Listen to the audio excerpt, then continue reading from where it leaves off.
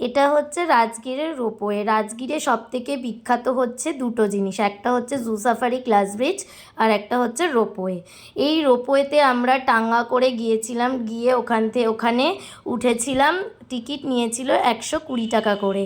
এখন রোপওয়ে কিন্তু পুরো ঢাকাওয়ালা রোপওয়ে, কোনো ভয় লাগবে না। আগেকার দিনে রোপওয়েটা খুবই রিস্কি ছিল, একজন করে বসা যেত, এখন 8জন করে একটা রোপওয়ের মধ্যে বসা যাবে।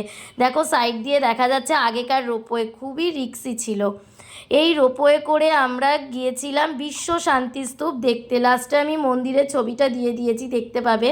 পাহাড়ের নিচ থেকে একদম রোপওয়ে করে পাহাড়ের উপরে উঠে গেছিলাম বিশ্ব শান্তি স্তূপ দেখতে।